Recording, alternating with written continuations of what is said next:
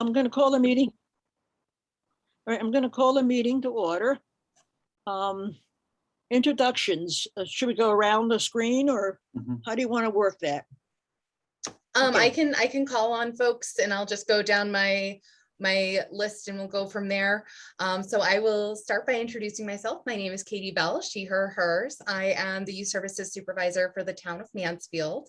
So I am the ex officio staff of the Youth Services Advisory Board. And then Ethel, I'll pop it over to you as our chair. Yeah, I'm Ethel Manzares, and I'm chair of the advisory board. And I'm a Mansfield resident. Larry, you want to go next? Sure. I'm the vice chair of the Youth Service Advisory Board. I'm also the assistant principal at Mansfield Middle School. I noticed some former familial and student connections on our screen, so welcome new members.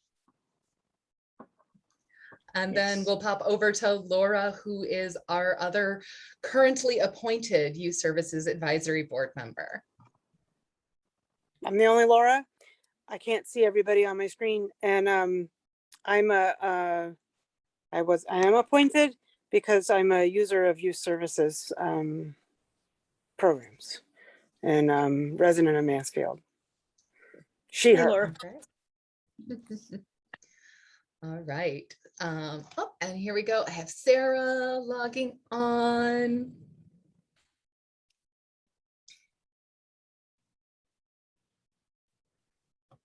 All right, and here's Sarah. So I'll actually just popcorn Sarah right in to do her introduction.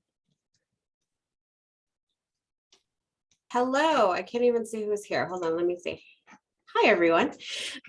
Sarah Dufresne, Youth Services, Early Childhood Services Coordinator, local Mansfield mom, and all of the things. Nice to see you all. Hello. Yes. All right, and then for members of the public today, who will get to meet a little bit more as prospective members for our advisory board, let's start with Deborah. Hi, I'm Deborah Holgren. I'm a long-term resident of Mansfield and mom, grandmom, community member. I'm on the Region 19 Board of Ed. I've had kids go through E.O. Smith High School, currently have a grandson up at the high school. I'm retired now, but I have a long career in special education. I retired from E.O. Smith, Region 19, when I was their director of special services. So I was a special ed administrator in a heavily bureaucratic environment. I'm much happier being retired and doing volunteer work, truthfully. And I'm very much involved in the work we're doing at the high school to come up with alternatives for serving our youth. And I'm here largely out of my interest in the potential of a juvenile review board in the region, but also I have the time and availability and the experience with adolescents to potentially offer something to this board. Thank you, Deborah. I will pass it over to Lisa. Oh boy, I don't know if I can follow that, Deborah. My name is Lisa Gerard. I work for Favor. We are a statewide nonprofit that works with youth and families with behavioral and challenges, differences, however you want to word it. I'm our family systems manager for the Eastern region. So I cover Norwich, Willimantic, and all of Middlesex County. Also a mom of 2 boys who utilize some youth services. And really just have a passion for all things restorative and have participated in some other regional JRBs. Welcome. And then we have Henry. Hello, I'm Henry. I'm a student at E.O. Smith, and I'm excited to be here. Good. All right. Well, thank you. Well, thank you all. Hey, Katie, maybe we should do away with the screen sharing so we can see. All everybody right. when we're talking, okay? Will do. Okay. Okay, have you all had a chance, or the existing members have had a chance to look at the minutes from the last meeting, which was June 16th, 2011? Larry, Laura? So Larry and Laura were the appointed members of the time who are eligible to vote to approve them. So yeah, I will make a motion to approve the minutes as dated June 16th. 16th, 2021. I'm perfectly happy to second it. Okay, great. Thanks, Laura. There were no corrections as far as I could see. That you guys didn't have any corrections, did you? No, Nope. Oh, okay, great. Then we'll accept the minutes. Okay, is Pat with us today? Pat is actually not. I forgot that Pat was on vacation starting today when I put out the agenda. So we don't have Pat here to report on our human services. But basically That's right. kind of we are in We'll do full it next swing. time. Yeah, we'll do it. Well, we can do it next time. Okay, Katie, you want to do your report? Sure. All right. So y'all got the big long list in front of you of what we've been up to since we met last June, which has been, I'm just looking at it and going like, that's a lot. So our biggest points are we are welcoming 2 new interns this year that we're really excited to have. We have a BSW intern and an MSW intern. So both Danielle and Kelly, our full-time social work staff, each are supervising 1 intern, and they'll have a mix of responsibilities in the schools and the mentoring programs, and doing some individual counseling and some group work during the after school hours. I guess that might even be bigger news that our mentoring programs are in the process of returning this year to the schools, which we're so excited about. So our mentoring programs had been on hiatus due to the pandemic and not bringing in extra volunteers into the schools, but we've kind of come up with some plans this year with the schools to kind of be a little more distant, make it work. So we have our COPE lunchtime and recess mentoring program starting up this year, a little bit different than it has in the past. In the past, it's been a year-long program for our elementary students, and they might have a different mentor in semester 1 versus semester 2. But this year, to kind of help accommodate some of the cohorting and some spacing, what we're doing is we're kind of doubling the amount of time that the students have with their mentors. So it's going to be lunch and recess together. And so it'll just be 1 semester for each student. So we're breaking it out by grades. So at each school, 2 grades will have a COPE semester, either be the first semester or the second semester. So kids will still get the same kind of amount of face time with their mentors. It'll just be a shorter period of time in order to still be able to hopefully connect any kid who wants to connect to a mentor to that. So that's been kind of a creative way that we've done some program rearrangement around the space that we have. And then with our middle school mentoring program that used to happen at Town Hall, we are having it happen right at the middle school this year, that we're really excited about. So that's going to happen during the after school club times, still on Tuesdays, because that's our big friends day. Like we could never change that. Like there would be riots.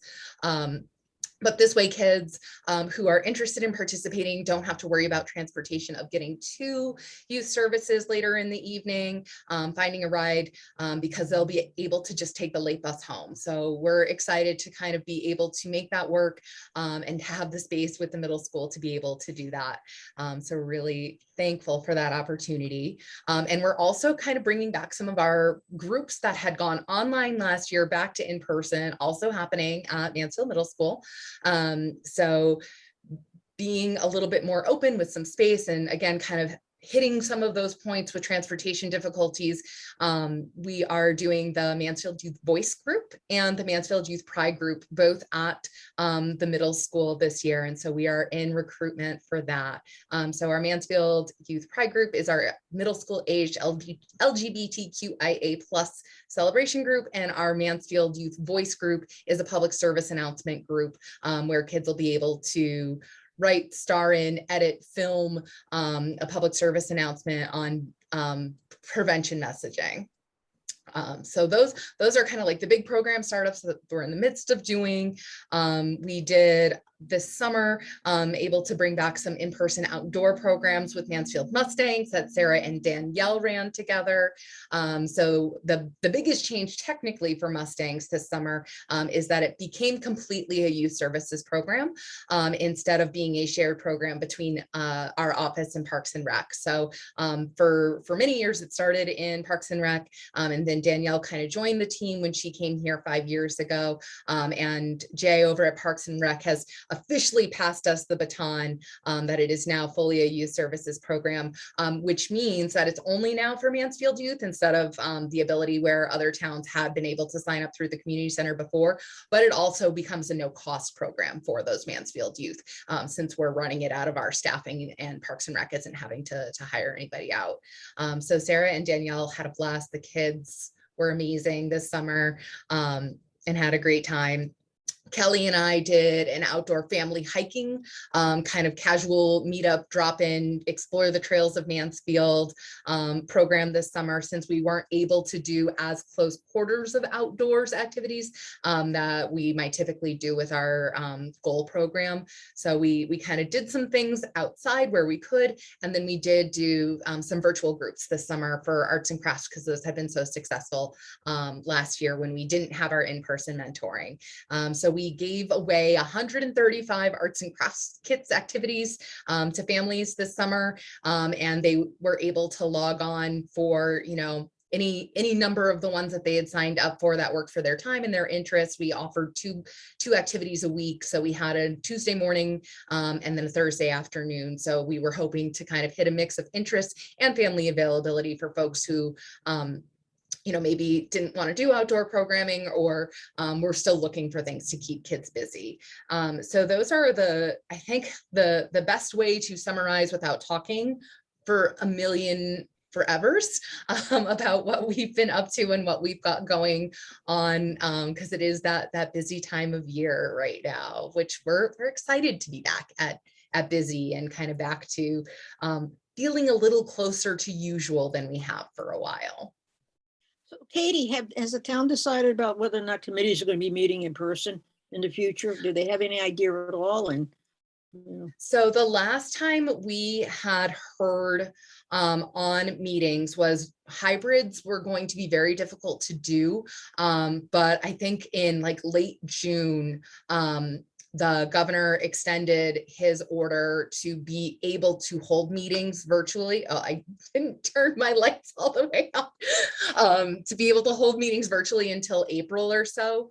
And I think I had sent out an email to that and everybody had let me know that virtual was a good way to meet for the foreseeable future. So I think we are online until at least April, and then we'll kind of see what happens from there. And, you know, certainly if there's any, you know, drastic changes on, you know, rates and numbers and things decrease substantially, we can revisit that sooner as a group in what's going to feel right. But right now the town has kind of asked where possible to shift everything to virtual. okay, good. Thank you. Mhm. Anybody else have any questions about the reports? I As just, presented? in review of the report, there was an update about the JRB. Are we going to have side conversation and actually a full conversation around that? It's That's the on the next agenda. agenda item. Okay, cool, perfect. then. Yeah, actually, that's a new item. That's the next item on the old business. Perfect. The Juneau Review Board update. Yes. Katie, what about it? All right, so we've actually had a lot of really exciting things happen over the summer for our Juvenile Review Board update. So folks might recall back all the way back in February 2020 when none of this was what we lived in. The town council of Mansfield had really encouraged us to continue to pursue looking at restorative justice models and developing something along the lines of a diversion or juvenile review board. And then we had to pivot a little bit on what was getting prioritized for services and staffing to kind of, you know, make sure that all the local community needs were being met in very concrete ways. So over this past summer, we've been able to be in touch with the youth services bureau directors from Willington and Ashford, who are the other two large sending districts to EO who don't already have juvenile review boards. So a lot of the other sending schools to EO Smith already have access to juvenile review boards. So Columbia, for example, has school choice, and EO Smith is among one of the schools that Columbia students might attend, and they receive juvenile review board services through AHM Youth and Family. And then students from Wyndham who are participating in the agri-science program have a juvenile review board through the town of Wyndham's Youth Service Bureau. So it was really kind of Willington, Ashford, and Mansfield students who didn't have a primary juvenile review board or diversion program to access if they were to be getting into trouble. Excuse me, just a second. I'm talking a lot. So in meeting with my counterparts over at Willington and Ashford, we were talking about if our towns were going to be ready to create something regional, knowing that we have a regional high school, and it would get very, very complicated to say, well, we have a Mansfield JRB, but it doesn't serve Ashford or it doesn't serve Willington. So really, in order to make it as smooth of a process, we kind of checked in with EO to see if that was something that they would support. And they were very supportive of the idea of, if we can make this regional so that all of our students have access, that is what would work best for us. And Willington and Ashford's YSBs were very excited about that. So my counterparts in their other towns have talked to their boards of selectmen, and their boards of selectmen have agreed that they would like to move forward with a regional model JRB to allocate their staff time, energy, and kind of figuring out what those resources would be in a shared capacity to create a board that would be accessible for Willington, Mansfield, and Ashford kiddos.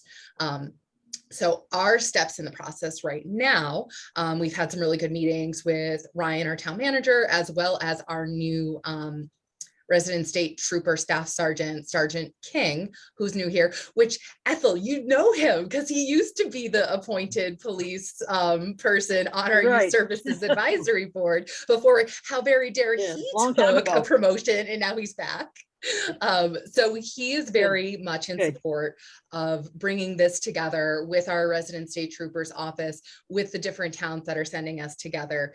So right now we've got the thumbs up all around. And so we are at a point of drafting some memorandums of understanding and memorandums of agreement between the town governances to kind of really hammer out who takes what responsibility for things. And what we're kind of anticipating is that it would be a shared model where we would have some core folks who were at most meetings. And then, depending on the youth that were being seen, we would bring in other folks who, were specific to that youth. Like, it wouldn't make sense to say, have a Mansfield Middle School person present if the only kids who are being seen are Ashford students. So we would be kind of looking at, how do we create a flexible board to have the right folks on it, but not too many folks in the room to kind of create an overwhelming space. So we are at a point of kind of fine tuning some logistics to figure out who we're looking for to serve on that board, what kind of training that we need to kind of get for folks who are willing and able to serve on the board, and working with Erica Bromley over at the Connecticut Youth Services Association, who is our juvenile justice liaison to all things JRB and all things youth diversion and youth change in legislation on, what things are being criminalized and what things are decriminalized. And a lot of, things are changing around that, especially with the new legislation over the summer with adult use cannabis being legal and the gray areas of youth possession of cannabis, which I think it's safe to anticipate will be something that we do start to encounter as a matter of referrals, because the youth services are specifically named as a referral agency for any youth who are under the age of 21 who are found to possess cannabis, marijuana. So that is the very long story of JRB is in the works. All of the folks are thumbs upping, and we've got some fine tuning to do, but I anticipate that, before certainly at the end of the fiscal year, and maybe, even by 2022, we might be at a point where we start receiving cases and referrals and being able to kind of come together for some planning. There's plenty of other things that have to get put into place first, but we have all parties eager and willing to join in on it. So just for clarity, so we're anticipating maybe by June of 2022 to have a JRB in place. Is that the timeline? I might say that we could be a little earlier as long as everything keeps moving smoothly. Okay. I would like cross my fingers for maybe January 2022, Yeah. just knowing that it might take a while to get all the MOUs and MOAs like kind of approved by our town council, approved by our town lawyer, approved by the boards of selectmen at the other towns, and then kind of do some recruiting and potential training. But I think, you know, if all of those things go very smoothly, which I think they will, yeah, I could guess by January, we might be in a position to Hey, you're kind of have a freezing. first session. I'm freezing. Ethel, I think it Yeah. might be your, yeah, It must be Um, mine. maybe because you froze as well. I Oh, didn't, okay. and I didn't see Katie freeze. Okay. So what would our role in this work be, and how might we support a JRB in that process? What can we do? Like, what are we thinking our role will be? What actions can we take to help support this work? So I think there is an opportunity for a lot of overlap between members of this board and members of the JRB, for folks who are interested and for folks who can work it in to you know, their day-to-day work life or their volunteering hours. And so kind of being able to, if needed, you know, the role of this group is to advocate to town council if there's resources that we need to be able to do that. You know, certainly some potential for bringing some interested parties on to serve on the JRB as you know, whether it's service providers in the area, folks with youth serving expertise who are invested in the community, folks who have roles at the school where they're facing students and working with alternatives to expulsion, suspension, and things like that. So I think there is a lot of overlap with kind of the interests and the alignments of our Youth Service Advisory Board and potential for participation in both. So you envision then if a member of the advisory committee wanted to be on the JSRB, that would be possible? Yes, there isn't anything that I'm aware of in any towns that would prevent members from our advisory board to serve on the juvenile review board. And I think a lot of places have that overlap because it's really kind of your folks who are interested and able to kind of support some work as part of either their day job or part of their kind of volunteering retirement time. Okay, thank you. And Katie, there'd also be training for those even for this board as well, going over to the JRB restorative stuff. Absolutely. Yes. And Lisa is a fan of all things restorative. Okay, good. And Any we'll other- definitely have any support that we need from the Connecticut Youth Services Association with making sure that, you know, all members of the JRB are trained in that restorative justice model to really kind of help do that correction, overcorrection, and reintegration into community to prevent recidivism rates, because that's what helps folks be most successful in repairing damage done and not doing it again, is kind of recognizing harms created in the community and then doing their part to heal it and have the community re-accept that person.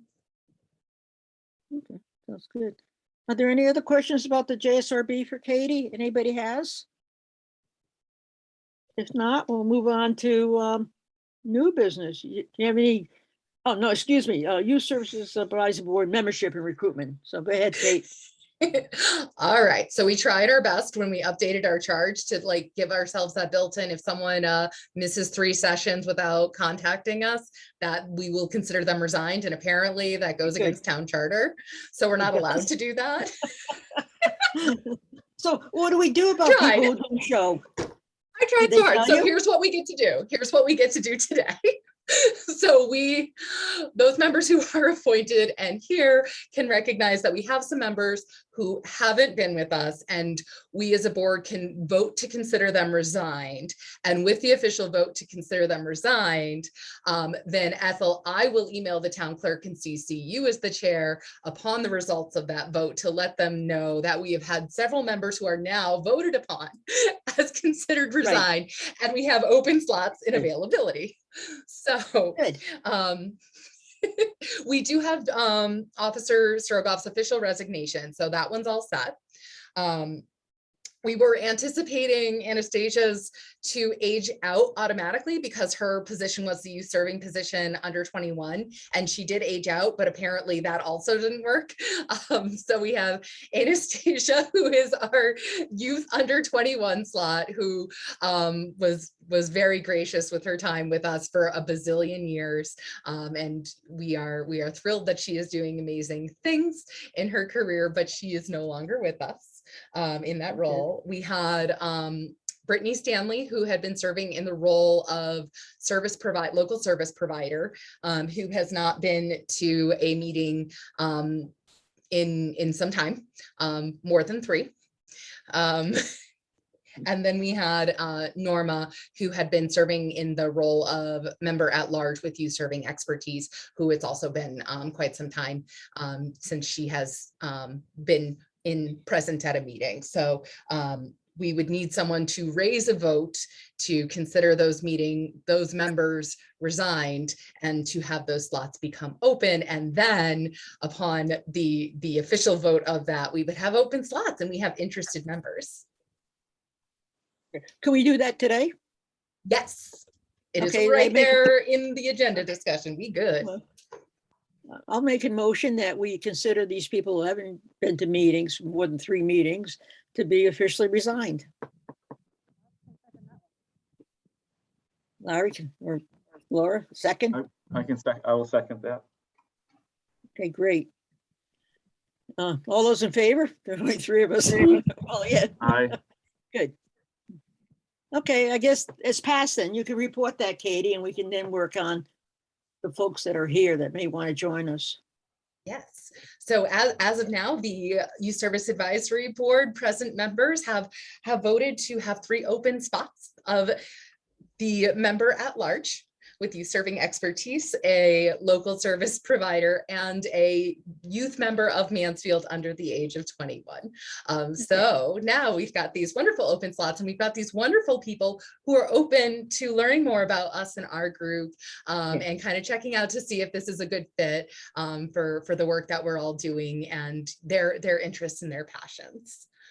So the way that we've modeled our board is really kind of to make sure that youth services and human services staff are endorsing members, and appointed members of the board are also endorsing members. And then if we are kind of all in agreement, then we kind of co-recommend to the town manager's office that these members be appointed. Sometimes the town manager might want to do an interview, sometimes they might not.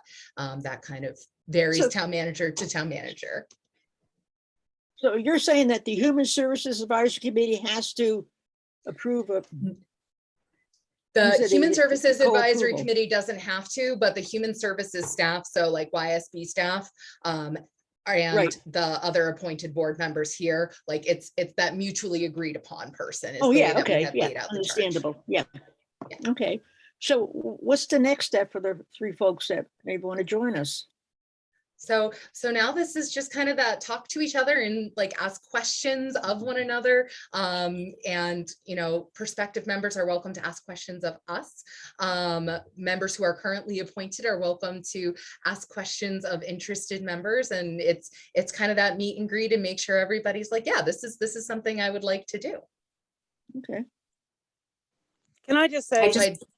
If Oh, Deb sorry. Holgren Go is ahead. if Deb Holgren is interested in doing something on the Youth Services Advisory Board, I will put her on there like permanent. Just saying. Good endorsement. I just quickly want to add too. So Henry came to me this summer. He actually was looking to donate some time, volunteer some time with youth services. And I've gotten to know him, and he's just an awesome kid. So I kind of, without a lot of warning, just said, hey, we have this opportunity. Would you like to do this? And he said, yes. So I kind of feel like right now he's just flying without a lot of information coming at him. It came out this like 2 days in the making. But I can vouch that he's a stand-up great guy that I think really will, once he kind of gets a feel for what this board is, be a great addition. And Henry, thank you for taking time out of your day over at EO Smith to join us. And I really do, like I said, I think you'll be great. But that's my plug for Henry, to kind of explain why he's here. good. Yeah, and I can vouch for Henry as he was a former MMS student, hardworking young man and a model guy. So I would love to be working in a formal capacity with Henry if he was willing to do that work. And Deborah, we've had some work together. You're a former MMS family, so I've always think we had a good collaborative spirit around our work. And I've heard great things of your experiences working in town at E.O. Smith prior to your retirement. So that's all I have to share. But if anyone has any questions about what we do in our work, we can probably help answer some of that. I think you might have derived that this board is pro children, and we want to see the best of our kids. We're looking, and we have been talking about a juvenile review board for several years now, and we will do anything we can to help support that work. I think we also believe, and generally our board believes, in the mindset of supporting children and not necessarily applying a punitive response to issues, but looking to solve problems and address needs and concerns in a more therapeutic manner.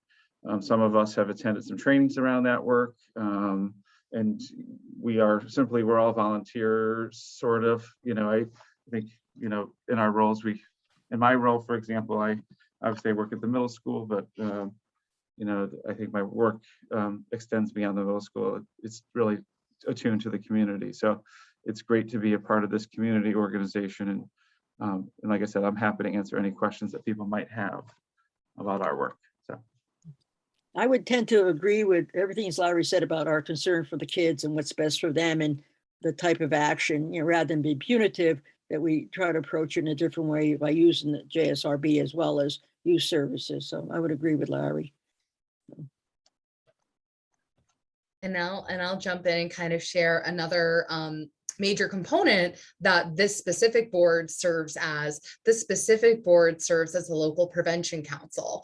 And so this is the board that's charged with talking about how to prevent negative outcomes for youth and families.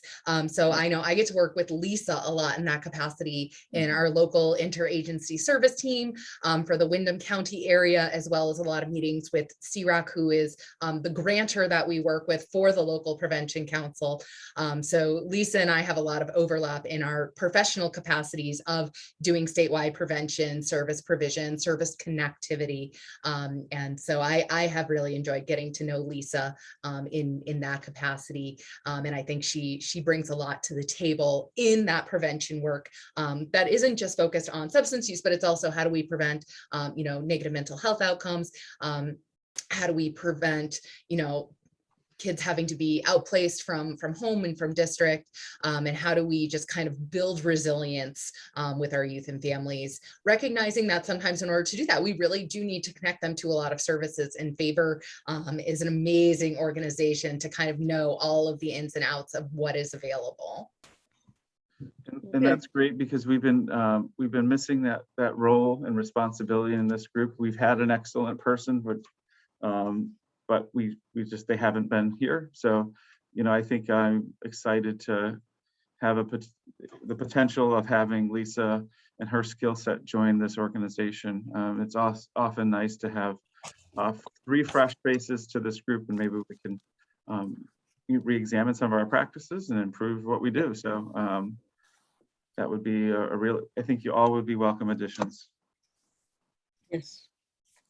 Agree. Any other questions? Any other comments? Well, we hope the 3 of you consider us and sign on with us. We can always like to have people that care about kids being on this committee and being supportive of the YSB and the staff. So, but thank you. Okay, new business. All right. So I'm just going to pause you and I'm Yes. going to say, Ethel, I'm hearing you as the chair say, oh, we love all these candidates and we hope that they like us too. And I'm here as staff going, I Yes. also love all of these candidates and I hope they like us too. Good. So I Good. think we are in agreement that we would like to let the town manager know that we have some interested individuals, if they still like us after this meeting, to Okay. move forward in the appointment process. Yeah, if you do, just let Katie know so we can get the process going and have you on board as soon as possible. You know, the more we So- have, the better off we are. Do we More need people. to, so is it an action item now that we make a recommendation? I think we could make that an action item as part of our discussion. Go ahead, Larry, make a, Yeah, so I would like to recommend the 3 candidates to the 3 open slots and positions and make that recommendation to the town manager. I'll second that good. one. yeah, and I'll go along with it. It'd be good. As long as the 3 of you are willing to serve. Don't, Of you know, course. just because Yeah. we're recommending you, Yeah. you don't have to say, oh, yeah, Yeah, I'll you do it have the right right- away. Yeah. If you change You your have the mind. right to please let us decline. know. Yes. Okay, good. Well, thank you. I hope you all come aboard. It'll be great to have new people. When we get new people, we get different views, Mhm. and that's important. It Yep. keeps everybody on their toes. So, but thank you. All right, new business, grant updates. Do you have any, Katie? Always. Okay. So grant updates, we did complete our Youth Service Bureau grant with the Department of Children and Families. They combined the YSB baseline grant and the YSB enhancement grant into a single application this year. It's pretty much the same as all the other applications have been in the past. It's now just a joint form for both. The YSB base grant is a 2-year grant. The YSB enhancement grant is a 1-year grant. So all of those have been submitted. We're still waiting for official approval, but we're not anticipating any loss of funding or any problems or difficulties with obtaining that funding. The other Katie- update that we have. Katie, I just want to ask, did you get any pandemic money at all? Was there any of that Um, designated for youth? So there is some money that is related to COVID that is a part of actually an increased amount of funding for our local prevention council grant. Okay. So CRAC got COVID funding to be able to extend the local prevention council grant for us by an additional $3,800. So CRAC, the LPC grant, we typically are applying for $5,342. And that's based on population numbers. So it's the same kind of for most towns that have a similar population to us. They have the same local prevention council grant with CRAC. But then in additional funds that came from COVID dollars this year, we're eligible to apply for an additional $3,800. So with the LPC grant this year, we are still required to focus on the priority substance for prevention, which for the state of Connecticut, for a 2nd year in a row, is vaping prevention, which we did a lot of work with last year in the My Voice group. You know, there's 700 masks and stickers and pins that our middle schoolers designed, went out to all middle schoolers. And like Sarah and I were at the middle school yesterday recruiting for groups round 2, and like they were wearing them. Yes. Mary's got his. Yep. Absolutely. Even at the open houses, we were, you know, giving extra stickers that we had away to parents who were just like, wait, the youth design these? We're like, yep, absolutely. And they just thought it was the coolest thing.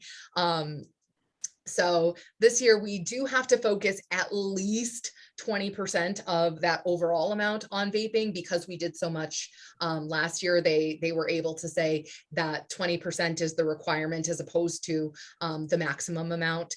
So then we're also able to add an additional kind of priority for our area. So we've really talked about wanting to prioritize and get out in front of prevention for youth cannabis use, knowing that the availability is going to quickly go up in the area, and not just the availability, but the commercialization and kind of the marketing to youth that they're going to say isn't actually to youth, but we know like It is.